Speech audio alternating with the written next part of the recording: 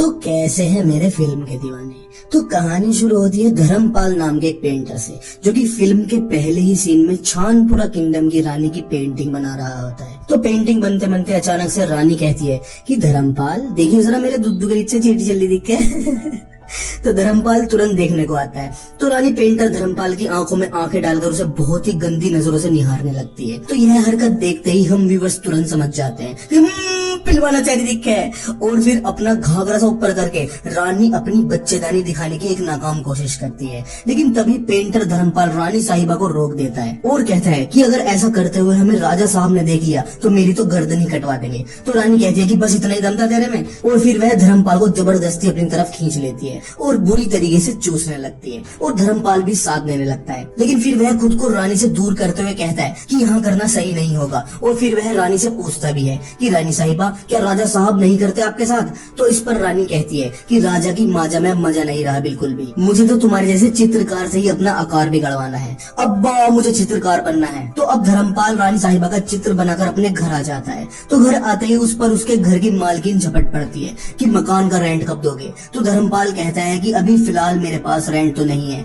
लेकिन अगर आप चाहो तो मैं आपकी एक पेंटिंग बना सकता हूँ। तो इस पर मकान मालकिन कहती है कि मुझे तुमसे मेरी नंगी तस्वीर नहीं बनवानी, मुझे कल तक किराया चाहिए। अब धर्मपाल अपने घर पर आकर अपनी स्केच बुक खोलता है जिसमें बहुत सारे स्केच होती हैं और सारी की सारी स्केच बिल्कुल नंगी नमरजात औरतों की होती हैं। कोई टांग उठाओ पड़ी थी, कोई दुख फैलाओ पड़ी है, कोई गुसल खाने में खड़ी होकर मूत रही है, तो कोई उल्टी लेटकर निमंत्रण दे रही है कि आ जाओ मेरे पिछवाड़े का कोई गाजियाबाद बना दो।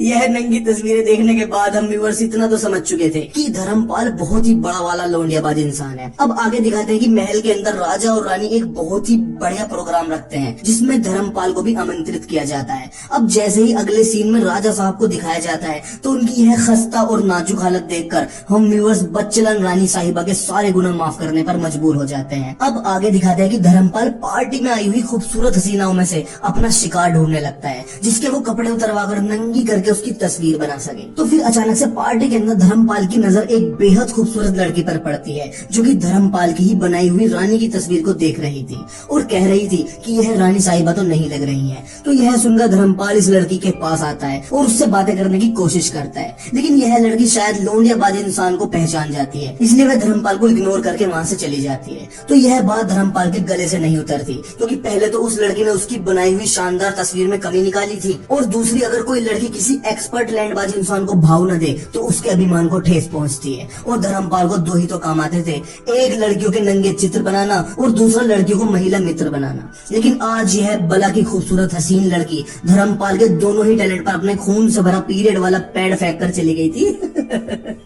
और यह बात धर्मपाल के सीने में चुभ गई थी। आगे दिखाते हैं कि दूर खड़ा धर्मपाल इस खूबसूरत लड़की को लगातार निहार रहा था और फिर एक स्केच बुक निकालकर उस पर इस लड़की का चित्र बनाने लगता है। लेकिन तभी वहाँ अचानक से रानी साहिबा आ जाती है। तो धर्मपाल तुरंत बुक को अपनी पॉकेट में छिपा लेता है। लेकिन रानी तो रानी होती है, वह देख चुकी थी कि धर्मपाल किसी को ताड़ रहा था। तो रानी कहती है कि ज्यादा खुजली हो रही है तो ब्याह करवा दूं। और कहती है कि बता किसे देख रहा था। तो धर्मपाल कहता है कि कैसी बात कर रही हो आप, मैं तो ये देख रहा था कि आपकी पार्टी में कोई बिना दावत के तरह घुस गया। तो रानी कहती है कि बताओ ना किसे देख रहे थे, मैं बुरा नहीं मानूंगी। तो फिर धर्मपाल उस लड़की की तरफ इशारा करते हुए कहता है कि ये लड़की मुझे बहुत ज्यादा अच्छी लग रही है। तो रानी कहती है कि चाहिए, ये तो हमारे सेनापति की बेटी भूरी है, इसे तो न जाने कितने राजाओं के भांजे भतीजे देवते पेलने के चक्कर में है, लेकिन इसने न भी किसी को भी भूरी की खजूरी ना खा पाया अभी तक कोई भी। और जब तुम्हारे जैसा विशेषज्ञ लैंडबाज को भाव न दिया तो किसी और से तो क्या पटेगी। और फिर रानी कहती है कि लैंडबाज से याद आया मुझे तो तुमसे काम है। वो भी बहुत जरूरी। तो फिर रानी धर्मपाल को अपना बेटा दिखाती है, यानी कि छानपुरा रियासत का होने वाला राजकुमार, जिनका नाम होता है होने वाले राजकुमार जूनियर गणपटुल्लू। अब रानी धर्मपाल को पूरी बात बताती है कि हमारे हाथ से सिंहासन जाने की कगार पर है, क्योंकि मेरे पति अपने बाप की सगी औलाद नहीं थे, लेकिन फिर भी उन्होंने यह राजपाट जबरदस्ती और चालबाजी से हत्या लिया था। लेकिन अब जो सामने खड़े हैं बादशाह सलामत बहंगा और बहंगे की बहू बहंगी, वह दोनों मेरे पति के कजिन्स हैं और वो अब इस राजपाट को हासिल करना चाहते हैं, जो कि मैं किसी कीमत नहीं होने दूंगी। तो धर्मपाल कहता है कि तो इसमें दिक्कत क्या है, है, आपका बेटा जूनियर गणपतुल्लू है तो वह राजकुमार बन जाएगा। तो इस पर रानी कहती है कि कैसे बन जाएगा, वो तो किसी लड़की से शादी करने के लिए तैयार ही नहीं है और बिना शादी के कोई भी सिंहासन का वारिस नहीं बन सकता और राजा साहब का बाजा तो कभी भी बच सकता है। तो धर्मपाल पूछता है कि गणपतुल्लू शादी क्यों नहीं करना चाहता। तो रानी कहती है कि अब तुम्हें कैसे बताऊं। तो धर्मपाल कहता है कि बताओ ना रानी साहिबा, मैं आपका अपना हूँ। तो रानी कहती है कि अपना तो है लेकिन बताऊं कैसे। तो धर्मपाल फिर से जोर देता है कि बताओ ना, बताने में क्या है। तो रानी एकदम से कहती है कि खड़ा ना होता है आपको और अगर उसकी शादी न हुई तो सारा राजपाट मेरे पति के कजिन्स पर चला जाएगा, यही कानून है इस राज्य का। तो धर्मपाल कहता है कि इसमें मैं क्या आपकी मदद कर सकता हूँ, मैं कोई हकीम तो नहीं हूँ। तो रानी एक कविता के जरिए बताती है कि आखिर धर्मपाल को उसके बेटे गणपतुल्लू के लिए क्या करना है कि योनि की आत्मा भी थर थर कांपे, औजार को बना देना जालिम यमदूत, बिना जंग के भी तोप तनी रहे, आंडों में भरना है इतना बारूद। दोनों गोटे बने प्रेम चोपड़ा और औजार लटके जैसे विलन रंजीत, पेशाब के रास्ते निकले जापानी तेल और टट्टी के रास्ते निकले शिलाजीत। तो यह कविता सुनने के बाद धर्मपाल कहता है कि रानी साहिबा कविता तो बहुत महान थी, लेकिन आपके बेटे राजकुमार गणपतुल्लू को मर्द बनाने के बदले मुझे क्या मिलेगा। तो रानी कहती है कि जितनी अशर्फी चाहो मांग सकते हो। तो इस पर धर्मपाल कहता है कि मुझे अशर्फी नहीं, भूरी की गच्ची के अंदर की बर्फी चाहिए। तो रानी मान जाती है और कहती है कि ठीक है, तुम मेरे बेटे को मर्द बनाओ, मैं तुम्हें भूरी दिलवाऊंगी। तो फिर क्या था, फिर तो धर्मपाल अपना बोर या बिस्तर ठाकर महल में ही आ जाता है और अब वह राजकुमार गणपतुल्लू के पास आता है। लेकिन राजकुमार गणपतुल्लू कहते हैं कि मुझे कोई शादी वादी नहीं करनी। तो धर्मपाल बड़े शांतिपूर्ण तरीके से पूछता है कि लुल्ली खड़ी हो नहीं होती। तो इस पर गणपतुल्लू कोई रिएक्शन नहीं देता। तो फिर धर्मपाल इनको अपनी डेंजर डायरी में कुछ चित्र दिखाता है, जिनको देखते ही गणपतुल्लू का लुल्ला हरकत करने लगता है और वह मचलने लगता है। और फिर धर्मपाल गणपतुल्लू को सारी बदतमीजी करने वाली बातें सिखा देता है और कहता है कि ये जो लैला मजनू, हीर रांझा, श्री फरहाद, रोमियो जूलियट, सोनी महिवाल हैं, तुम्हें क्या लगता है इनको एक दूसरे से सच्ची मोहब्बत थी? बिल्कुल भी नहीं। इनको संभोग का सीक्रेट पता चल चुका था। यह फोर प्ले करते थे, चुम्मा चाटी करते थे, 69 करते थे, तभी तो एक दूसरे के लिए जान देते थे। तुम्हें क्या लगता है बिना औजार और बिना मौत के कोई की मोहब्बत हो सकती है? बिल्कुल भी नहीं। सम्मानजनक राजकुमार जूनियर गणपतुल्लू, आपके औजार ने एक बार मारी एंट्रियां तो दिल में बजी घंटियां। तो अब धर्मपाल को लगता है कि उसने राजकुमार गणपतुल्लू को तैयार कर दिया है। तो वह रानी साहिबा से बात करने के लिए जाता है कि रानी साहिबा, सलमान खान मैंने तैयार कर दिया है, बस आप काला हिरन बस अब काला हिरन चाहिए। इसलिए मैं राजकुमार गणपतुल्लू को घुमाने के लिए दूसरे राजपाट ले जाना चाहता हूँ, क्योंकि वहाँ एक राजकुमारी देखी है मैंने, बेहद खूबसूरत है। तो इस पर रानी कहती है कि अच्छा, मुठमुन्नी के बारे में बात कर रहे हो, वो तो अभी बच्ची है। तो धर्मपाल कहता है कि बच्ची कैसे कह सकते हो आप, मुठमुन्नी नाम है उसका, दोनों चुच्ची के दाने ऐसे दोनों चुच्ची के दाने ऐसे कर रखे हैं मोटे मोटे।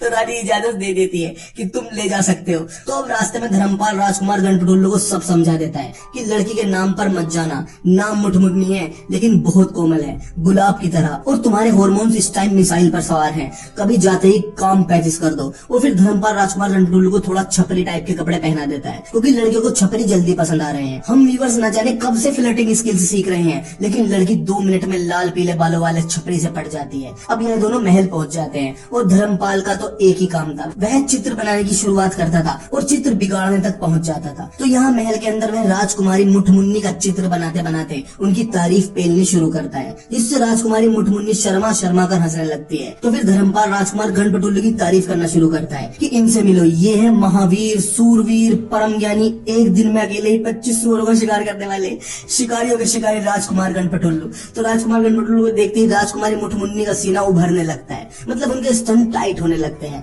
धर्मपाल तो एक्सपर्ट था, उसे पता था कि दूध में उबाल आए तो गैस से उतार लो और दूध में उबाल आए तो उन्हें मसल लो।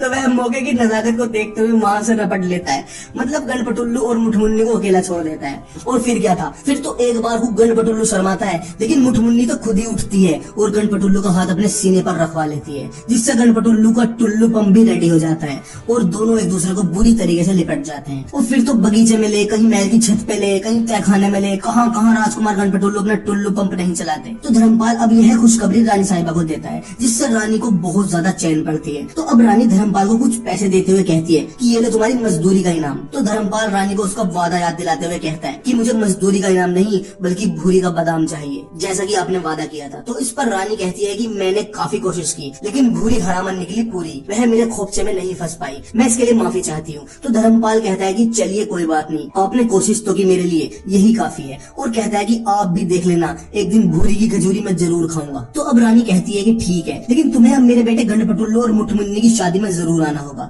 तो अब यह शादी अच्छे से निपट जाती है और रानी बहुत ज्यादा खुश होती है क्योंकि अब गणपतुल्लू राजपाट का वारिस बन जाएगा। लेकिन धर्मपाल इस शादी में मायूस खड़ा था क्योंकि वह भूरी से बात तक नहीं कर पाया। तो अब शादी हो जाने के बाद धर्मपाल भी वहाँ से चला जाता है और अपनी पेंटिंग बनाने में लग जाता है। लेकिन तभी रानी सिपाहियों द्वारा धर्मपाल को बुलावा भेजती है। धर्मपाल तुरंत महल में आ जाता है। रानी कहती है कि बहुत बड़ी समस्या आ पड़ी है। तो धर्मपाल कहता है कि क्या हुआ? तो रानी भी पूरी दीवानी होती है, वह बिना कविता के अपनी कोई समस्या नहीं बता देती। तो वह धर्मपाल के सामने अपनी समस्या रखती है, वो भी एक कविता के जरिए, कि मैंने तो सोचा था दुल्हन अभी बच्ची है और चरित्र है उसका सच्चा, मुठमुन्नी लेकर फिर रही है पेट में पूरे 5 महीने का बच्चा। अभी तो मेरे पोता होता, अभी टाइम था मेरा विश्राम का। 4 महीने में अगर बच्चा होगा तो पूरा राजपाट कहेगा हराम का। तो यह सब सुनते ही धर्मपाल चौंक जाता है कि ये कैसे हो सकता है। मतलब राजकुमार गणपतुल्लू इतने भी बड़े गणपतुल्लू नहीं थे, उन्होंने 5 महीने पहले ही मुठमुन्नी की चुन्नी मुन्नी पीट दी थी। तो रानी कहती है कि हाँ, लेकिन अब मैं क्या करूं? अगर बादशाह सलामत बहंगा और उनकी रानी बहंगी को पता चल गया तो वो उस शादी को भी नाजायज ठहरा देंगे और फिर मेरा बेटा गणपतुल्लू राजा कैसे बन पाएगा। तो तभी धर्मपाल अपना दिमाग लगाता है और वह कहता है कि हमें गणपतुल्लू और मुठमुन्नी को इस राजपाट से दूर भेजना होगा। फिर 4 महीने में बच्चा हो जाएगा, लेकिन हम उस बच्चे को 9 महीने बाद इस महल में लेकर आएंगे और कह देंगे कि बच्चा तंदुरुस्त हुआ है। तो इस बात पर रानी का मन धर्मपाल के होंठ चूसने का करता है, लेकिन वह खुद को कंट्रोल कर लेती है कि पहले इस परेशानी से निकलूं, पानी तो मैं कभी भी निकलवा लूंगी। तो अब राजपाट में ऐलान कर दिया जाता है कि हजरात हजरात हजरात, राजकुमार गणपतुल्लू ने राजकुमार मुठमुन्नी की योनि में बीज डाल दिया है। बच्चा आज से ठीक 9 महीने बाद होगा और तब तक राजकुमारी मुठमुन्नी से मिलने की अनुमति किसी को भी नहीं है। हजरात हजरात हजरात, सलाम वालेकुम, बजे रे।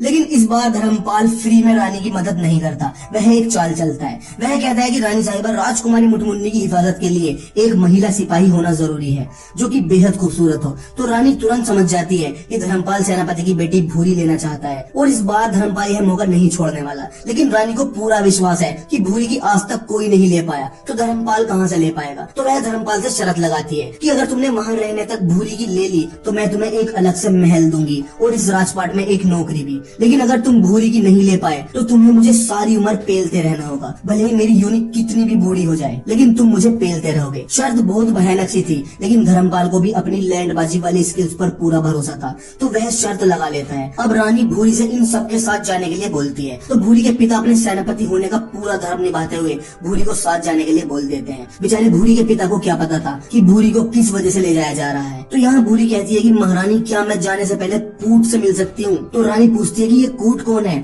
तो भूरी बता देगी, कूट मेरा मंगेतर है। तो यह सुनते ही धर्मपाल के दिल पर छुरियां चलने लगती है और मनी मन धर्मपाल भूरी के मंगेतर कूट को कूटने की प्लानिंग भी बना लेता है। लेकिन यहाँ रानी खुश हो रही थी क्योंकि वह शर्त जीत रही थी। तो अब यह सब उस जगह के लिए रवाना हो जाते हैं। बेचारी भूरी अपने मंगेतर से दूर जाने से दुखी थी। अब दूसरी जगह पर आते धर्मपाल अपनी चालबाजी शुरू करता है। वह भूरी को गुड नाइट कहता है, वो भी उसका हाथ चूम कर। तो यहाँ भूरी समझ चुकी थी कि यह आदमी लकीर का फकीर है, मतलब फुल टाइम पेलू। अब मुठमुन्नी की देखभाल में दिन गुजरने लगे थे। धर्मपाल रोज भूरी के करीब जाने की कोशिश करता, लेकिन भूरी की कच्ची उतारने की मंजूरी तो अभी भूरी के मंगेतर कूट को भी नहीं थी। उसको भी बोला गया था कि बाबू शादी के बाद ही करेंगे। धर्मपाल रोज अपनी सारी बात चिट्ठी के जरिए महारानी को भेजता रहता था। एक रोज धर्मपाल सो रहा था कि तभी वह कुछ आवाज सुनता है कि भूरी रात के 3 बजे उठकर कहीं जा रही है। तो वह पीछा करता है तो पता चलता है कि भूरी अपने घोड़े पर बैठकर कहीं जा रही है और वह धर्मपाल को भी चलने के लिए बोलती है। धर्मपाल पूरे रास्ते बात करता हुआ जाता है, मतलब कि धर्मपाल का जाल भूरी के चारों ओर बिछता जा रहा था।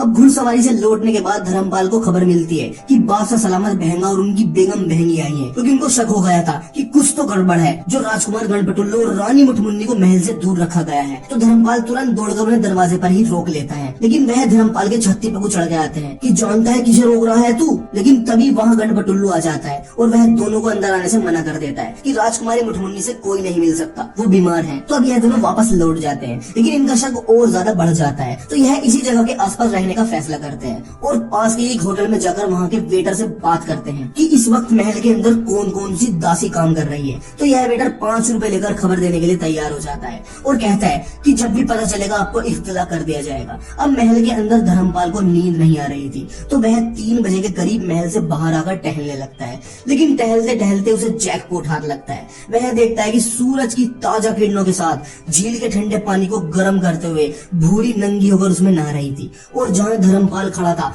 वहाँ से सिर्फ भूरी के पिछवाड़े की लकीर ही दिख रही थी। तो यहाँ धर्मपाल तो पागल सा हो जाता है। वह किसी औरत का ऐसा बदन पहली बार देख रहा था। भूरी के नंगे बदन को देखकर साफ लग रहा था कि कुदरत ने जिस्म पर बड़े प्यार से रंदा मारा है। तो इसी चाहत में धर्मपाल रानी साहिबा को एक चिट्ठी लिखता है, और इस चिट्ठी में वह एक कविता के जरिए बताता है कि आखिर उसने भूरी के पिछवाड़े की कैसी लकीर देखी। वह लिखता है कि इंडिया यहाँ होता और पाकिस्तान यहाँ होता तो वो कभी न मांगते कश्मीर, क्योंकि 7 अजूबों से भी ज्यादा सुंदर है भूरी के पिछवाड़े की लकीर। भीख की मांगनी पड़ जाए भले ही, धनवान भी बनेंगे फकीर, क्योंकि 7 अजूबों से भी ज्यादा सुंदर है भूरी के पिछवाड़े की लकीर। इस लकीर को देखकर शैतान भी हारा, सख्त लोंडों के लिंग से छूट गया फुवारा। हर मर्द के औजार ने पूरा सम्मान दिया, शादीशुदा हो चाहे या हो फिर कुंवारा। ये लकीर न देखी होती तो सूरदास भी बन जाते, लेकिन अब बनना पड़ेगा कबीर, क्योंकि 7 अजूबों से भी ज्यादा सुंदर है भूरी के पिछवाड़े की लकीर। पगला गया हूँ जब से उसको देखा है नंगी, रोज रात को तंबू बन जाती है मेरी साउथ इंडियन लुंगी। मेरा औजार तो नींद में भी बोल रहा है, न जाने कब तक उसकी योनी रहे गूंगी। रोज नाइटफॉल के रूप में रात को मेरी निकल जाती है खीर,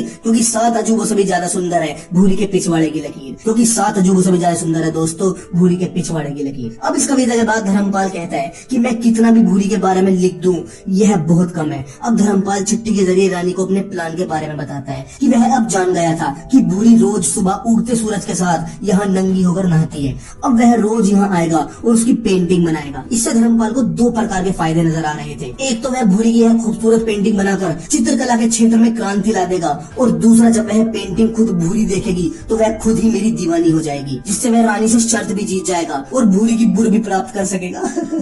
अब धीरे धीरे कहानी आगे बढ़ती है, जहाँ धर्मपाल एक तरफ तो धीरे धीरे भूरी की पेंटिंग बना रहा था और दूसरी तरफ भूरी को अपनी लैंडबाजी वाले टैलेंट से पटाने की कोशिश कर रहा था। धर्मपाल अपने दिमाग की 100% क्षमता का इस्तेमाल कर रहा था, और दिखने से तो ऐसा लग रहा था कि शायद भूरी धर्मपाल से पिल जाएगी। लेकिन वही दूसरी तरफ हम व्यूअर्स को दिखाया जाता है कि भूरी चुपचाप से पीछे के दरवाजे से अपने मंगेतर कूट को बुलाती है, लेकिन इस बार वह उससे कहती है कि हम ऐसे नहीं मिल सकते। तो यहाँ हम व्यूअर्स को लगने लगता है कि शायद भूरी धर्मपाल के लैंडबाजी वाले टैलेंट से बस हार मानने वाली है। लेकिन अब अगले सीन में दिखाया जाता है कि मुठमुन्नी को बच्चा पैदा होने वाला दर्द होता है, उसकी आराबनाल फट जाती है, मतलब कि पानी की थैली। तभी सबके सब मुठमुन्नी के रूम की तरफ दौड़ते हैं। किसी के हाथ में गर्म पानी होता है तो किसी के हाथ में सरसों का तेल, किसी के हाथ में तौलिया तो किसी के हाथ में बच्चा खींचने का गुलेल। तो किसी के हाथ में तौलिया तो किसी के हाथ में बच्चा, तो किसी के हाथ में बच्चा खींचने की गुलेल। तो फाइनली हुआ की आवाज हुआ की आवाज आ जाती है, मतलब बच्चा बच्चेदानी से बाहर आ गया है। तो धर्मपाल तुरंत 2 किलो लड्डू का ऑर्डर कर देता है, और तुरंत ही रानी भी वहां जाती है, और वह आते ही धर्मपाल से पूछती है कि बच्चा कैसा है। तो धर्मपाल कहता है कि फिक्र मत करो, जच्चा और बच्चा दोनों स्वस्थ है। तो यहाँ रानी की खुशी का ठिकाना नहीं रहता, वह तो बच्चे को देखकर पागल सी हो जाती है। अब सब कुछ निपट जाने के बाद रानी यह कहकर वहां से चली जाती है कि बच्चे के बारे में किसी को भी कानो कान खबर नहीं मिलनी चाहिए। अब धर्मपाल एक औरत को महल के अंदर लेकर आता है जो कि इसी इलाके की रहने वाली थी, और हम व्यूअर्स देखते हैं इस औरत के दुद्दू बहुत बड़े बड़े होते हैं। तो यहाँ हम व्यूअर्स सोचते हैं कि भला धर्मपाल ये बड़े दुद्दू वाली औरत को महल के अंदर क्यों लेकर आया है। तो कुछ टाइम बाद हम व्यूअर्स को पता चलता है कि यह औरत बच्चे को दूध पिलाने के लिए बुलाई गई है, क्योंकि अगर जच्चा मुठमुन्नी बच्चे को दूध पिलाएगी तो उसके दुद्दू लटक जाएंगे, जिससे सभी को शक होगा कि जरूर मुठमुन्नी किसी को काफी टाइम से दूध पिला रही है। और ये सारा धर्मपाल भी तो बिल्कुल दुधारू औरत लाया था,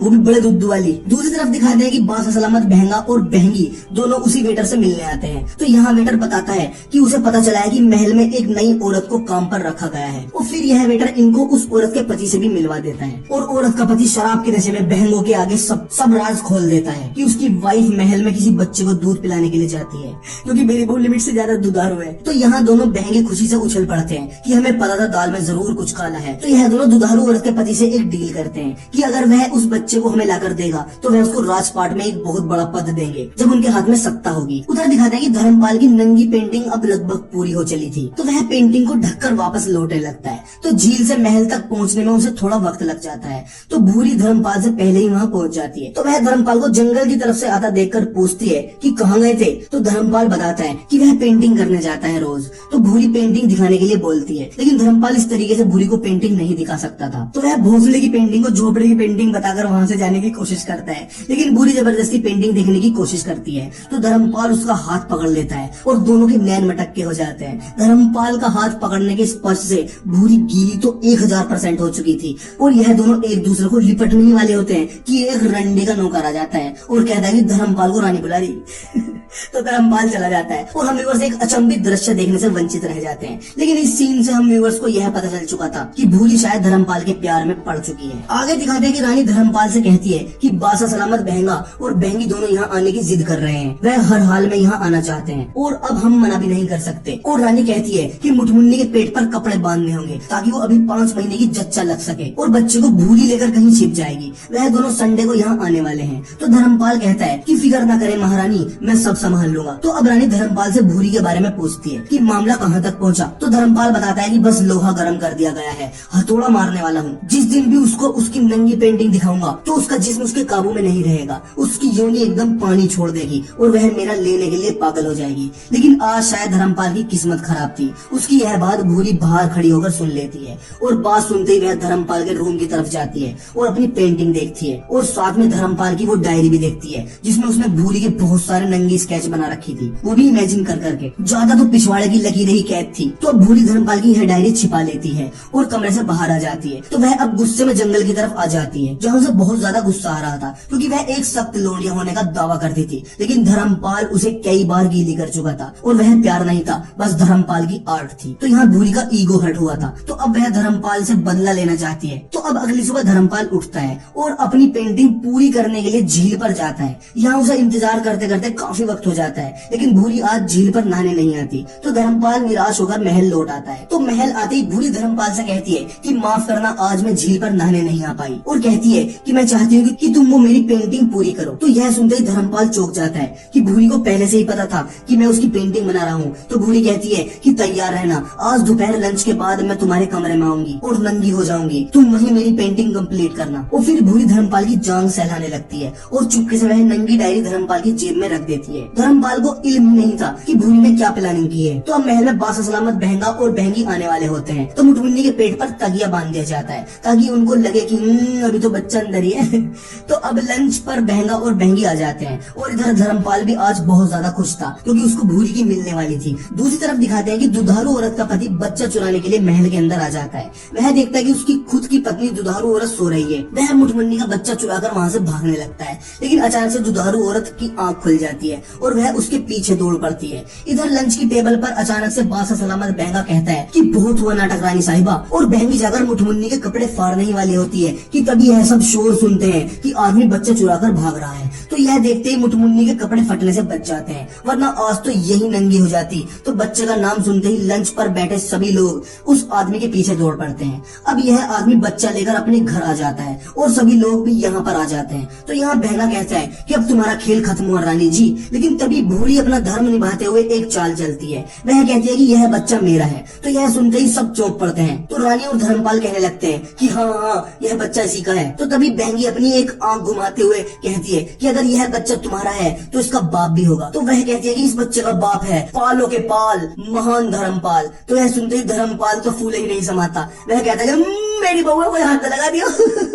तो बासा सलामत बहंगा और बहंगी कहते हैं कि अगर यह तुम्हारा पति है तो उसका सबूत दो। तो यहाँ भूरी फंस जाती है, लेकिन तभी उसको धर्मपाल की डायरी के बारे में याद आता है जो उसने उसकी पॉकेट में डाल दी थी। तो वह धर्मपाल से वह डायरी निकालने के लिए बोलती है। धर्मपाल डायरी निकालने से डरता है क्योंकि उसे पता था कि उसमें आतंक ही आतंक है, लेकिन भूरी जबरदस्ती धर्मपाल की पॉकेट से डायरी ले लेती है और यह डायरी बहंगा और बहंगी को दिखा देती है कि देखो, एक पत्नी सिर्फ अपने पति को ये छेद वाली स्केच बनाने देगी। मैं रोज इनके सामने नंगी होती हूँ, ये रोज मेरी स्केच बनाते हैं। लेकिन तभी वहाँ भूरी का मंगेतर कूट पता नहीं कहाँ से आ जाता है और वह भूरी की नंगी तस्वीर देख लेता है। तो बासा सलामत बहंगा और बहंगी तो लज्जित होकर वहाँ से चले जाते हैं, लेकिन धर्मपाल तो चक्कर खाकर गिर जाता है क्योंकि उसकी पोल आज सबके सामने भूरी ने खोल दी थी। तो धर्मपाल तो क्या कूट को कूटता, कूट ही धर्मपाल को कूट देता है और कहता है कि कल सुबह तेरा पूरा इलाज कर दूंगा। अब अगली सुबह कूट ने धर्मपाल को गोली मारने का पूरा इंतजाम किया होता है। वह धर्मपाल को गोली मारने ही वाला होता है कि वहाँ भूरी आ जाती है और वह कूट को किस कर लेती है और सारी बात समझा देती है कि ये साला तो है ही नंगा आदमी। और रानी रानी भी दूर से देख रही होती है तो कूट धर्मपाल को बख्श देता है। अब 1 साल बाद रानी तगड़ा प्रोग्राम रखती है जिसमें फिर से रानी की ही सत्ता आ जाती है और बासा सलामत बहंगा और बहंगी को कुछ भी हासिल नहीं होता।